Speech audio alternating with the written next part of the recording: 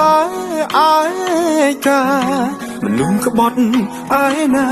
ដែលចេញយល់ពីការឈឺចាប់មានតែមនុស្សស្មោះតែងតែរងគ្រោះជានិច្ចគេចូលមកជីវិតយើងបន្តិចហើយក៏បោះបង់ចោលចង់តែដឹងទំនាយមនុស្សក្បត់ទាំងអស់នៅលើផែនដីល្មមជប់ហើយថ្លៃប្រយ័ត្នកម្មពីតបស្នងតាមក្រោយអូននៅសំរងបានប្រងផ្សេងចិត្តតែស្រឡាញ់ហើយ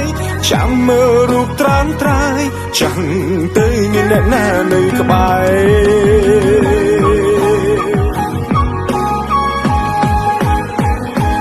បើអូនទៅ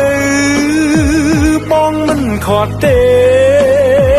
ចាំមើលថ្ងៃក្រោយគេបោះបង់អូនមិនខានហេតុផលអ្វីត្រូវបែកគ្នាមិនដេចឲ្យបងឈឺក្រំគ្រាពាក្យសន្យាពុំងារបាត់ទៅណាហើយខំតស៊ូប៉ុណ្ណឹងដែរចុងក្រោយខ្ញុំគ្មានលទ្ធផលបនសល់ឲ្យខ្ញុំឈឺចាប់ទោះជាយ៉ាងណាក៏អរគុណស្ងួនដែលបងរៀនឲ្យបងយល់ពីការឈឺចាប់បងរៀនចេញហើយចេញប៊ីងនឹងស្លាប់ព្រោះនេះជាការឈឺចាប់មនុស្សស្មោះត្រង់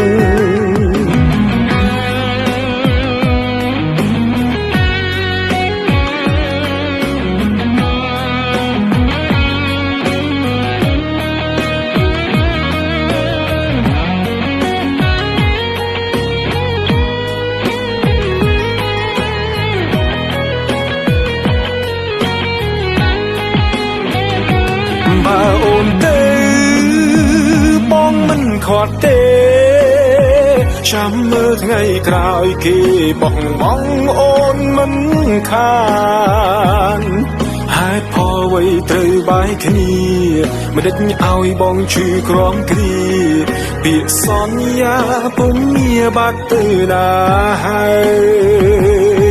ខំតស៊ូប៉ុណ្ណឹងដែរចុងក្រោយខ្ញុំគ្មានលទ្ធផលបនសល់ឲ្យខ្ញុំឈឺចាប់ទោះជាយ៉ាងណាក៏អរគុណស្ងួនដែលបងរៀនឲ្យបងយល់ពីការឈឺចាប់បងរៀនចេញហើយចេញប៊ីងនឹងស្លាប់ព្រោះនេះជាការឈឺចាប់មនុស្សស្មោះត្រង់